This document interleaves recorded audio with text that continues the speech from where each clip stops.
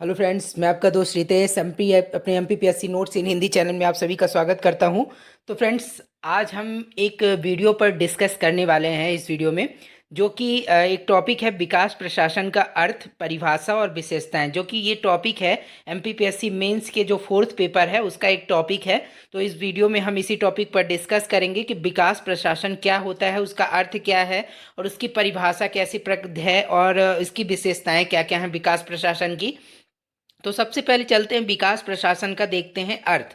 विकास प्रशासन जो है दो शब्दों विकास तथा प्रशासन के योग से या मेल से बना हुआ है और कम वांछित परिस्थिति से अधिक वांछित परिस्थितियों की ओर अग्रसर होने की प्रक्रिया को क्या कहा जाता है, तो विकास की संज्ञा दी जाती है। यानी कि जो कम वांछित, यानी कि कुछ कम अनुकूल परिस्थितियां जो है, मान लीजिए कि आज की परिस्थिति आपकी अच्छी नहीं है और धीरे धीरे आप समय के साथ अच्छी परिस्थितियों की ओर जा रहे हैं, तो उसे क्या कहेंगे, हम विकास की संज्ञा देंगे। यानी कि वो विकास की कंडीशन बन रही है, ठीक है, कि आपका विकास हो रहा है। तो उसी प्रकार से जबकि प्रशासन सरकार का कार्यात्मक पहलू है, जिसका अभिप्राय सरकार द्वारा लोक कल्याण तथा जन जीवन को व्यवस्थित करने हेतु किए गए प्रयासों से है। यानी कि जो प्रशासन सरकार का कार्यात्मक पहलू है, यानी कि जब सरकार क्या करती है, प्रशासन के अंतर्गत क्या होता है कि सरकार के द्वारा विभिन्न प्रकार के जो कार्य किए जाते हैं लोक कल्याण के लिए या जनजीवन को व्यवस्थित करने हेतु जो प्रयास किए जाते हैं, उस वो किससे संबंधित होता है, वो प्रशासन एक प्रकार से, ठीक है ना, प्रशासन के अंतर्गत आता है। और लोक प्रशासन के शब्दकोश के अनुसार एक देश विशेष तौर पर उभरते हुए नए देशों की प्रशासनिक क्षमता को बढ़ाने हेतु वहां पर प्रविधियों, प्रक्रियाओं तथा व्यवस्थाओं में सुधार या फिर उन्नति को क्या कहते हैं, विकास प्रशासन कहते हैं। जैसा कि हमने देखा कि विकास किसे कहते हैं, इसी प्रकार से प्रशासन क्या होता है। ये इन दोनों जब ही मिलते हैं तो लोक प्रशासन के जो शब्दकोश के अनुसार इसका अर्थ क्या होता है। जैसे कि मान लीजिए कोई भी देश है, एग्जाम्पल के लिए इंडिया को ही ले लीजिए, तो विशेष तौर पर उभरते हुए नए देश, जैसे कि भारत जो है एक डेवलपिंग कंट्री है, ठीक है। तो यहाँ पर प्रशासनिक क्षमता को बढ़ाने के लिए या बढ़ाने हेतु वहाँ पर प्रविधियों, अलग अलग विधियों के माध्यम से या प्रक्रियाओं के द्वारा और व्यवस्थाओं में सुधार या उन्नति की जाती है, तो उसे क्या कहते हैं, विकास प्रशासन कहते हैं। यानी कि डेवलपमेंट को जो है, डेवलपिंग कंट्रीज जो हैं वहाँ पर विभिन्न प्रकार की विधियों या फिर प्रक्रियाओं के द्वारा जो व्यवस्थाओं में सुधार या उन्नति की जाती है दिन प्रतिदिन या फिर समय के साथ साथ, तो वहाँ पर वो विकास प्रशासन कहलाता है, ठीक है। इसके बाद विकास प्रशासन की परिभाषा। तो विकास प्रशासन की परिभाषा कुछ विद्वानों के अनुसार देख लेते हैं। तो एडवर्ड बीडनर के अनुसार क्या है विकास प्रशासन, तो विकास प्रशासन उन प्रगतिवादी राजनैतिक, आर्थिक तथा सामाजिक उद्देश्यों जो किसी न किसी रूप में आधिकारिक स्तर पर निर्धारित होते हैं को प्राप्त करने के लिए मार्गदर्शन की एक प्रक्रिया है। यानी कि एडवर्ड बीडनर क्या कह रहे हैं कि विकास प्रशासन इनके अनुसार क्या है, तो आर्थिक रूप से या फिर सामाजिक रूप से या राजनीतिक उद्देश्यों को जो प्राप्त करने के लिए किसी न किसी रूप में आधिकारिक स्तर पर, यानी कि ऊंचे स्तर पर जो है क्या किया जाता है, कार्य निर्धारित किए जाते हैं। उन कार्यों को मार्गदर्शन प्रदान करने की प्रक्रिया क्या है, विकास प्रशासन। यानी कि कार्य कैसे किए जाएंगे, किस प्रकार से किए जाएंगे, ठीक है, उन सभी को मार्गदर्शन कौन प्रदान करता है, तो मार्गदर्शन प्रदान करने की प्रक्रिया है ये विकास प्रशासन, ठीक है। इसके बाद एक अगला जो है रिग्स के अनुसार, एक और विद्वान जो है रिग्स हैं, उनके अनुसार क्या है विकास प्रशासन, तो विकास प्रशासन को दो परस्पर संबंधी रूपों में प्रयुक्त किया जाता है। पहला क्या है, प्रथम, तो विकास प्रशासन का संबंध विकास कार्यक्रमों को लागू करने से, यानी कि विकास कार्यक्रम जो भी हैं विकास के लिए कार्यक्रम लागू करने से, तथा बड़े संगठनों विशेष तौर पर सरकारों के द्वारा प्रयुक्त प्रणालियों, नीतियों और उन नीतियों के विकासवादी उद्देश्यों की प्राप्ति हेतु बनाई गई योजनाओं के कार्यान्वयन से है। यानी कि पहला जो पॉइंट है, इनके अनुसार दो प्रकार से जो परस्पर संबंधी होते हैं विकास प्रशासन, तो उसमें से पहला पॉइंट क्या है, जब विशेष तौर पर सरकारों के द्वारा प्रयुक्त प्रणालियां यानी कि सिस्टम या नीतियां जो हैं, उन नीतियों को विकासवादी उद्देश्यों की प्राप्ति हेतु जो योजनाएं बनाई जाती हैं। मान लीजिए कि अब एग्जाम्पल के लिए आप देखिए कि सरकारों के द्वारा विभिन्न प्रकार के सामाजिक रूप से या फिर देश को बढ़ाने के लिए या फिर अपने राज्य को बढ़ाने के लिए विभिन्न प्रकार के कार्यक्रम लागू किए जाते हैं, विभिन्न प्रकार की योजनाएं चलाई जाती हैं। ठीक है। और सरकारों के द्वारा विभिन्न प्रकार की नीतियां बनाई जाती हैं, किसके लिए, देश के विकास के लिए। ठीक है। और उन नीतियों को जो बनाई जाती हैं उनका कुछ ना कुछ उद्देश्य होता है। उस उद्देश्य को प्राप्त करने के लिए जो भी योजनाएं तैयार की जाती हैं, जैसे कि मान लीजिए सरकार गरीबी को दूर करना चाहती है। ठीक है। यदि गरीबी को दूर करना चाहती है तो उसके लिए उसे उसके पहले नीतियां बनानी पड़ेंगी कि क्या क्या प्लान तैयार किए जा सकते हैं गरीबी को दूर करने के लिए। और वहां पर सरकार का उद्देश्य क्या है, मेन तो गरीबी को दूर करना। ठीक है। तो इन सभी उद्देश्य की प्राप्ति के लिए या गरीबी जैसे दूर करना है, और इन सभी जो योजनाएं चलाई जाती हैं सरकार के द्वारा विभिन्न प्रकार की, तो वहां पर उसका एग्जीक्यूशन करना ही एक प्रकार से विकास प्रशासन है। ठीक है। और दूसरा पॉइंट इसके अंतर्गत क्या है, तो अप्रत्यक्ष रूप में प्रशासनिक क्षमताओं में वृद्धि लाना भी क्या है, इसके अंतर्गत सम्मिलित किया जाता है। किसके अंतर्गत, विकास प्रशासन के अंतर्गत। यानी कि अप्रत्यक्ष रूप से प्रशासनिक क्षमताओं में यदि वृद्धि लाई जा रही है, ठीक है, बढ़ रही है क्षमता जो है विकास प्रशासनिक तौर पर, तो वहां पर भी विकास प्रशासन क्या होता है, देखने को मिलता है। क्योंकि विकास प्रशासन का अर्थ ही क्या है, विकास करना, चीजों का विकास करना या जो है परिवर्तन लाना। ठीक है। अब विकास प्रशासन की विशेषताएं क्या क्या हैं, तो विकास प्रशासन की प्रमुख विशेषताएं निम्नलिखित हैं। कौन कौन सी, पहला तो है परिवर्तनोन्मुखी, यानी कि विकास प्रशासन जो है परिवर्तनोन्मुखी है। यानी कि इससे क्या मतलब हुआ, विकास प्रशासन की पहली प्रमुख विशेषता यह है कि यह परिवर्तनोन्मुखी प्रशासन है, अर्थात समय समय पर आवश्यकताओं के अनुरूप अपने अपने कार्यक्रमों, नीतियों एवं योजनाओं में परिवर्तन लाता रहता है। विकास प्रशासन राष्ट्र के चहुमुखी विकास के लिए कुछ कार्यक्रम बनाता है तथा उन्हें लागू करता है। क्रियान्वयन के पश्चात विकास प्रशासन कार्यक्रमों का विश्लेषण करता है, जिसके आधार पर उन कार्यक्रमों में वांछित परिवर्तन किए जाते हैं। साथ ही एक उद्देश्य के पूरा होने पर विकास प्रशासन अपने लिए दूसरे लक्ष्य निर्धारित कर लेता है। अतः परिवर्तन विकास प्रशासन परिवर्तनोन्मुखी नहीं होगा तो यह अर्थहीन हो जाएगा। यानी कि विकास प्रशासन का जो प्रमुख विशेषता ही यही है कि ये परिवर्तनोन्मुखी है। यानी कि ये अपने में समय समय पर आवश्यकताओं के अनुरूप क्या करता है, नीतियों में या फिर योजनाओं में परिवर्तन करता रहता है, इसमें चेंजेस होते रहते हैं। यही विकास प्रशासन का मूल जो है रूप होता है कि इसमें परिवर्तन होता रहना चाहिए। ठीक है। इसके बाद है अगला पॉइंट, उद्देश्योन्मुखी। उद्देश्योन्मुखी का क्या अर्थ है, तो इसका जो विकास प्रशासन होता है इसकी दूसरी विशेषता क्या है, उद्देश्य परक होती है। अर्थात विकास प्रशासन अपने समक्ष कुछ लक्ष्य या उद्देश्य बनाता है, जिन्हें वह एक समय सीमा के अंतर्गत प्राप्त करने के लिए कुछ कार्यक्रम तथा योजनाएं भी बनाता है। उदाहरण के तौर पर भारत में विकास प्रशासन अपने समक्ष अनेकों उद्देश्य लेकर चलता है, जैसे कि गरीबी उन्मूलन, बेरोजगारी दूर करना, आर्थिक विषमताओं को दूर करना, ग्रामीण विकास, कृषि विकास, औद्योगिक विकास, महिला एवं बाल विकास आदि। वास्तव में विकास एक विवेकशील प्रक्रिया है, इसलिए स्वाभाविक ही है कि विकास प्रशासन भी तर्कयुक्त एवं विवेकशील होगा। और एक विवेकशील प्रक्रिया के लिए आवश्यक है कि उसके कुछ लक्ष्य हों जिन्हें वह समय सीमा में प्राप्त करने के लिए प्रयास करे। यानी कि विकास प्रशासन जो होता है परिवर्तन तो उसमें होते रहते हैं, लेकिन उसका ये मतलब नहीं, उसका कुछ उद्देश्य होता है विकास प्रशासन का। जैसे कि कोई भी उद्देश्य हो सकता है कि जैसे मान लीजिए कोई भी देश में सरकार के द्वारा योजनाएं चलाई जा रही हैं, तो उन योजनाओं का कुछ उद्देश्य होता है। जैसे कि मान लीजिए सरकार के द्वारा अभी जो जनधन योजना चलाई गई थी 2014 में, तो वहाँ पर सरकार का क्या उद्देश्य था कि जनता के प्रत्येक, चाहे वो गरीब व्यक्ति हो चाहे अमीर, सभी का एक अकाउंट होना चाहिए बैंक में। ठीक है। ताकि सरकार कोई भी योजना लागू करे या कोई भी पैसे वगैरह गरीबों को देना चाहती है तो वो डायरेक्ट उसके अकाउंट में दे, ना कि किसी बिचौलियों के माध्यम से ताकि वो पैसा खत्म हो जाए। ऐसा नहीं होना चाहिए। ठीक है। तो सरकार का उद्देश्य ये होता है कि जो है कोई भी यदि योजना लागू की जा रही है तो उसका जो है एक उद्देश्य है और उस उद्देश्य को प्राप्त करना है। ठीक है, तो विकास प्रशासन का भी एक उद्देश्य होता है और उस लक्ष्य को प्राप्त करने के अनुसार ही विकास प्रशासन योजना बनाता है, कार्यक्रम करता है। ठीक है, और फिर उद्देश्य को प्राप्त करता है। इसके बाद परिणामोन्मुखी, यानी कि विकास प्रशासन का जो है परिवर्तनशील भी होता है, उसका उद्देश्य भी होता है, उसके बाद उसका कुछ परिणाम उन्मुखी भी होता है। यानी कि विकास प्रशासन यदि विकास प्रशासन जब कोई भी योजना बना रहा है, ठीक है, तो वहाँ पर जब उसके कोई उद्देश्य हैं तो उसका परिणाम भी निकलना चाहिए और उसका परिणाम अच्छा होना चाहिए। तो जैसे कि विकास प्रशासन केवल उद्देश्य निर्धारित करने, उन उद्देश्यों की प्राप्ति के लिए कार्यक्रम बनाने तथा उन्हें लागू करने तक ही सीमित नहीं है।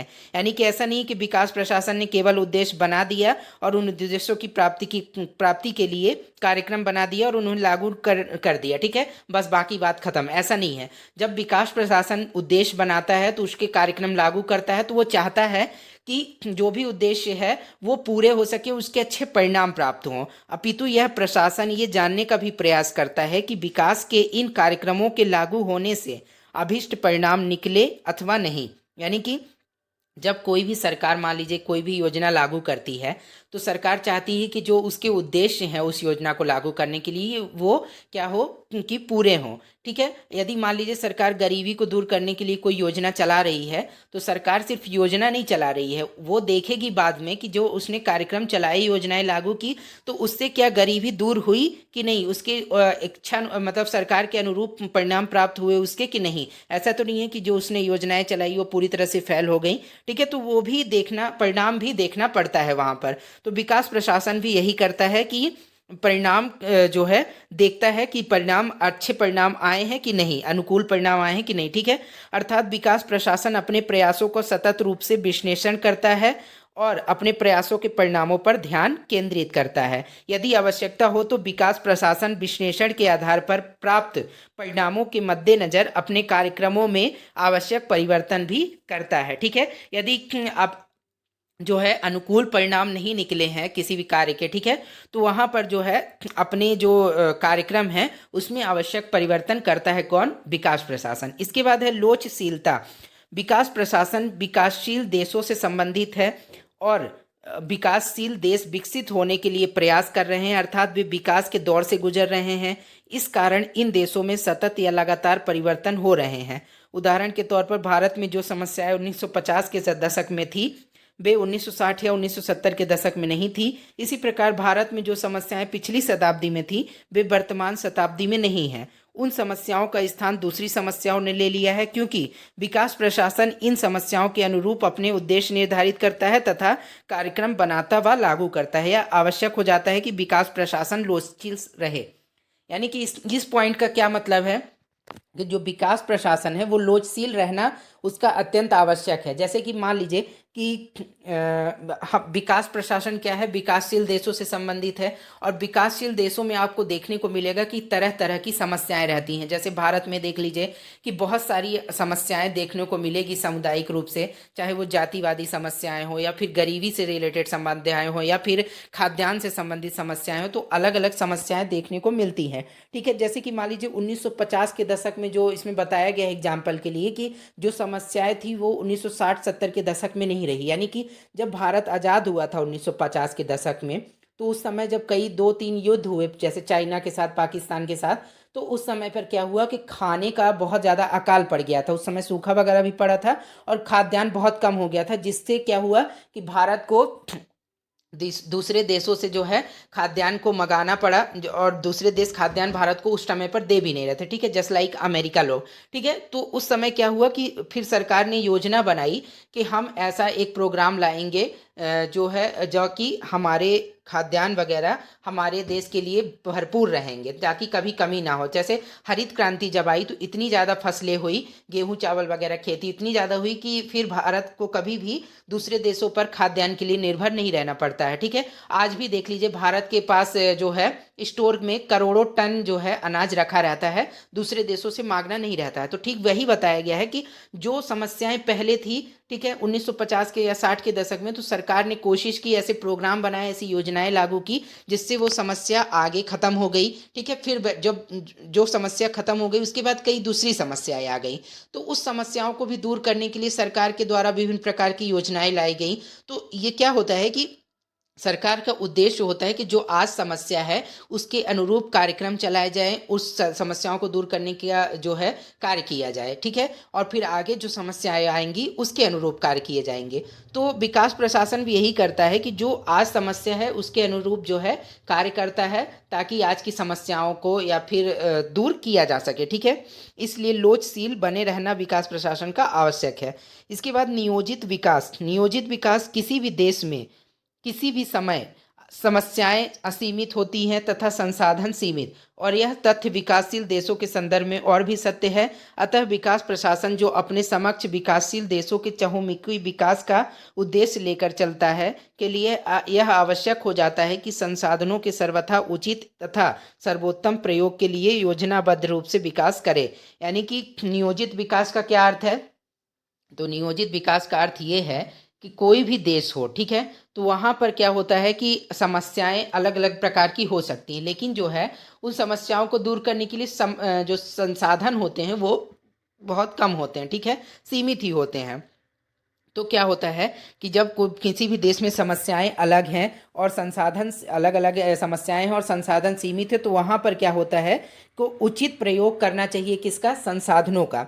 संसाधनों का यदि उचित प्रयोग नहीं किया गया और सर्वोत्तम प्रयोग, तो वहाँ पर क्या होगा कि जो है अव्यवस्था पनपने लगेंगी। जैसे कि मान लीजिए कि भारत में ही मान लीजिए कि जनसंख्या भारत की इतनी तेज़ी से बढ़ रही है। ठीक है, लगभग अब चाइना से हम आगे होने वाले हैं जल्द ही। ठीक है, तो उसमें क्या होगा कि भारत की जनसंख्या तेज़ी से बढ़ रही है, लेकिन हमारे पास संसाधन सीमित है, और उसी संसाधनों का उपयोग करके हमें क्या करना है कि अपनी जनता के जितनी भी हमारी जनसंख्या है उन सभी का पेट भरना है। ठीक है, तो वहाँ पर यदि संसाधन सीमित है, जैसे कि मान लीजिए भारत के पास जनसंख्या तो बहुत ज़्यादा है लेकिन ज़मीन सीमित है, तो हमें उसी ज़मीन का प्रयोग करना है, उतने में ही खाद्यान्न उत्पादन करना है, और ऐसे खाद्यान्न उत्पादन करना है ज़्यादा ज़्यादा, ताकि वृद्धि हो सके खाद्यान्न उत्पादन में, जिससे हम अपनी पूरी जनसंख्या का पेट भर सकें।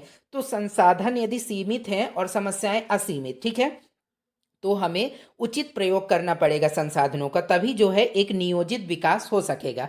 और विकास प्रशासन का ये प्रमुख रूप से उद्देश्य भी है। ठीक है, इसके बाद सहभागी प्रशासन। सहभागी प्रशासन क्या है? तो विकास प्रशासन की प्रकृति सहभागिता पर आधारित है, अर्थात विकास प्रशासन अपने कार्यक्रमों के सफल क्रियान्वयन के लिए जन सहयोग को बढ़ावा देता है। वास्तव में कोई भी प्रशासन अपने उद्देश्यों की पूर्ति हेतु जन सहभागिता पर आधारित होता है, और विकास प्रशासन कोई अपवाद नहीं है। भारत में ग्रामीण विकास के लिए सन 1952 में सामुदायिक विकास कार्यक्रम लागू किया गया, किंतु ग्रामीण विकास की दिशा में सरकार का यह प्रयास असफल रहा, और बलवंत राय मेहता समिति, जो कि इन कार्यक्रमों के मूल्यांकन के लिए गठित की गई थी, ने बताया कि इन कार्यक्रमों की असफलता का कारण इनमें जन सहभागिता का अभाव था। और इस समिति ने यह भी सुझाव दिया कि जब तक सहभागिता को सुनिश्चित नहीं किया जाएगा, विकास की दिशा में कोई भी प्रयास सफल नहीं होगा। यानी कि सहभागी प्रशासन का क्या अर्थ है? तो सहभागिता प्रशासन का क्या अर्थ है? तो इसमें यह है कि विकास प्रशासन की जो प्रकृति होती है वो सहभागिता पर आधारित होती है। यानी कि यदि देश है कोई भी, तो वहाँ पर यदि कोई भी कार्यक्रम लागू किया जा रहा है, तो वहाँ पर सरकार चाहती है कि जब कोई भी योजना या कार्यक्रम लागू किया जाए तो वहाँ पर जनता का सहयोग मिले उसे, और जनता का सहयोग मिलेगा तभी कोई योजना सफल हो पाएगी, अदरवाइज वो सफल योजना नहीं हो पाएगी। जैसे कि इसमें उदाहरण दिया गया है कि सामुदायिक विकास कार्यक्रम लागू किया गया था सरकार के द्वारा 1952 में, लेकिन जो बलवंत राय मेहता समिति ने क्या बताया कि ये योजना असफल रही, क्योंकि जन सहभागिता नहीं थी उस योजना में। ठीक है, जो प्रोग्राम चालू किया गया था जिसमें जन सहभागिता नहीं थी, जिसके कारण ये असफल हो गया था प्रोग्राम।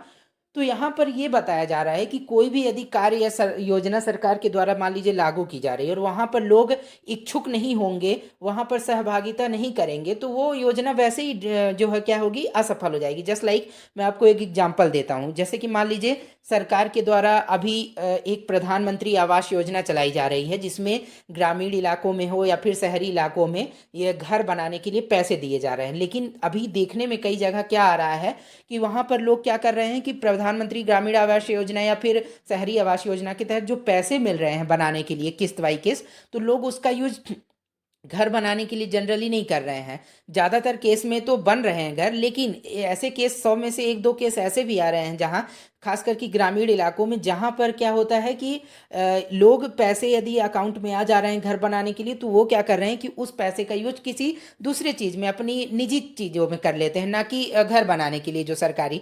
तो उसमें क्या हो रहा है कि यदि ये लोग सहभागिता नहीं कर रहे हैं सरकार के साथ, तो सरकार का उद्देश्य तो है हर एक व्यक्ति को पक्का मकान देना, लेकिन यदि पक्का मकान देना सरकार का उद्देश्य है, लेकिन अगर सरकार पैसे भी दे रही है, तो यदि लोग ही सहभागिता नहीं करेंगे, लोग घर बनाने के लिए जो पैसे दिए जा रहे हैं उसका यूज घर बनाने में ना करके किसी और चीज़ों में कर लेंगे, तो ऐसी कंडीशन में वो योजना विफल हो जाएगी सरकार की सबको पक्का मकान देने की।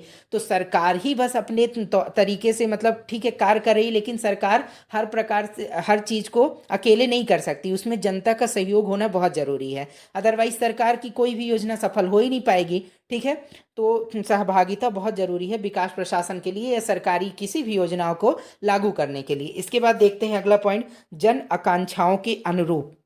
जन आकांक्षाओं के अनुरूप क्या है, तो विकास प्रशासन सदैव ही अपने लाभार्थियों की आकांक्षाओं एवं इच्छाओं को केंद्र बिंदु बनाकर चलता है तथा अपने जो भी कार्यक्रम बनाता है वह जन आकांक्षाओं को ध्यान में रखकर बनाता है। यानी कि जन आकांक्षाओं के अनुरूप क्या है, यानी कि विकास प्रशासन जो है कोई भी योजना बना रहा है तो उसमें क्या है, पहले वो चेक करेगा कि जो योजना बन रही है तो वो जन आकांक्षाओं यानी कि जो लोग चाहते हैं, जो उनकी इच्छा है लोगों की, वो उनके अनुरूप है कि नहीं ये योजना। ठीक है, तो यदि वो उनके लोगों की इच्छा के अनुरूप नहीं है या आकांक्षाओं के अनुरूप नहीं है, तो वो फिर वो योजना सफल हो ही नहीं सकती है या फिर वो कार्य जो है सफल नहीं होगा।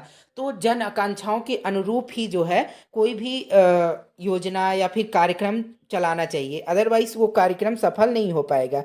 यानी कि मान लीजिए कि कोई भी सरकार के द्वारा योजना चलाई जा रही है, ठीक है, तो वहाँ पर यदि लोग इच्छुक ही नहीं होंगे या लोग मान लीजिए कि लोग चाहते कुछ और हैं कि सरकार इस प्रकार से हमें कार्य दे, ठीक है, लेकिन सरकार दूसरा तरीका अपना रही है, तो वहाँ पर लोग कुछ और चाह रहे हैं और सरकार कुछ अपनी दूसरे दिशा में चल रही है, तो ऐसी कंडीशन में क्या होगा कि वो योजना सफल नहीं हो पाएगी। तो क्या हो, विकास प्रशासन को सदैव जन आकांक्षाओं के अनुरूप और जन आकांक्षाओं की अभिलाषाओं के अनुरूप ही होना चाहिए। ठीक है, इसके बाद है विकास प्रशासन का क्षेत्र। विकास प्रशासन जो है इसका क्षेत्र कैसा होना चाहिए, तो व्यवहारिक रूप से विकास प्रशासन के क्षेत्र में सभी गतिविधियां सम्मिलित की जाती हैं जो कि एक देश के विकास के लिए संपन्न की जाती है। अतः विकास प्रशासन के क्षेत्र में, क्षेत्र के अंतर्गत वे सभी गतिविधियां आती हैं जो सामाजिक, आर्थिक, राजनीतिक, सांस्कृतिक, औद्योगिक, कृषि, मानवीय, प्रशासनिक आदि क्षेत्रों से संबंधित हैं एवं सरकार द्वारा संचालित हों। किंतु इस प्रकार से विकास प्रशासन के क्षेत्र को परिभाषित करने का कोई भी प्रयास वैज्ञानिक रूप से सफल नहीं हो सकेगा। इसलिए यह आवश्यक हो जाता है कि विकास प्रशासन के क्षेत्र की कुछ सीमाएं निर्धारित की जाएं। यानी कि विकास प्रशासन का क्षेत्र जो है, ठीक है, ये वाइड लेवल पर होता है क्योंकि ये सामाजिक रूप से या फिर आर्थिक या राजनीतिक अलग अलग प्रकार के चीज़ों से मिलकर जो सरकार के द्वारा योजनाएं चला जाती हैं विभिन्न क्षेत्रों में, उन सभी से मिलकर विकास प्रशासन का क्षेत्र होता है एक वाइड लेवल का। लेकिन इसकी भी कुछ सीमाएं निर्धारित की जानी चाहिए विकास प्रशासन की भी। ठीक है, ऐसा ना हो कि इतनी प्रकार की लाखों योजनाएं अलग अलग प्रकार की चला दी जाएं और पता चल रहा है कि उन योजना का लाभ ही नहीं मिल रहा है लोगों को। तो एक इसका एक क्षेत्र नियंत्रित करना चाहिए कि इतना विकास प्रशासन के अंतर्गत, जैसे मान लीजिए कि हम कोई योजना चला रहे हैं या सरकार कोई योजना चला रही है, तो अलग अलग योजनाएं बस चलाने से कुछ नहीं होगा, उस योजना का लाभ भी लोगों को मिल रहा है कि नहीं मिल रहा है। ठीक है, अब पता चल रहा है कि हर क्षेत्र में सरकार ने अलग अलग योजना चला दी है और उसका लाभ किसी को मिल ही नहीं रहा है। तो क्या होगा, सरकार को देखना होगा कि जो अलग अलग योजनाएं चल रही हैं उसका लाभ मिल रहा है कि नहीं। अदरवाइज नहीं मिल रहा है तो सरकार को योजनाएं कम करनी होंगी और उस जो भी कम से कम योजनाएं चल रही है उनका अधिक से अधिक लाभ प्रदान किया जाए। जैसे कि मान लीजिए यदि गरीबी को ही दूर करना है तो कोई प्रोग्राम चलाया जा रहा है अलग अलग प्रकार का, तो पता चल रहा है कि गरीबी को दूर करने के लिए 50 ठो योजना चालू हो गई, लेकिन उसमें से लाभ किसी भी योजना का मिल ही नहीं रहा है, 2 से 3 योजना का लाभ मिल पा रहा है, लोग ले पा रहे हैं। तो ऐसी कंडीशन में सरकार को योजनाएं कम मान लीजिए कम से कम बनानी चाहिए, लेकिन कोशिश करनी चाहिए कि उसका लाभ ज़्यादा से ज़्यादा लोगों को मिल सके। ठीक है, तो उसका एक क्षेत्र निर्धारित किया जाना चाहिए। तो इस प्रकार से फ्रेंड्स आज हमने देखा विकास प्रशासन के बारे में कि विकास प्रशासन क्या है, इसके अर्थ क्या है, उद्देश्य क्या है, विशेषताएं क्या है। इस टॉपिक के बारे में आज हमने डिटेल में डिस्कस किया। तो आई होप कि ये वीडियो आपको अच्छा लगा होगा, और इससे रिलेटेड यदि कोई क्वेश्चन बनता है एमपीपीएससी मेंस में तो आपको ये वीडियो काफ़ी हेल्पफुल साबित होगा। तो इसके आप यदि चाहें तो नोट्स बना सकते हैं। तो फ्रेंड्स आज के वीडियो में हम इस टॉपिक पर डिस्कस किए हैं, और नेक्स्ट वीडियो में किसी नए टॉपिक पर डिस्कस करेंगे। तो फ्रेंड्स आज के लिए इतना ही। अब हम मिलेंगे नेक्स्ट वीडियो में, किसी नए टॉपिक पर डिस्कस करेंगे। और अब मैं रेगुलर जल्दी से जल्दी कोशिश करूंगा कि हर 2-3 दिन के अंदर अंदर मेरे वीडियो आते रहें, आप लोगों को मिलते रहें, जिससे आप सभी को जो है काफ़ी हेल्पफुल हो अपने एग्ज़ाम्स की तैयारी करने में। तो फ्रेंड्स आज के लिए इतना ही, मिलेंगे नेक्स्ट वीडियो में जल्द ही। Okay friends, bye bye.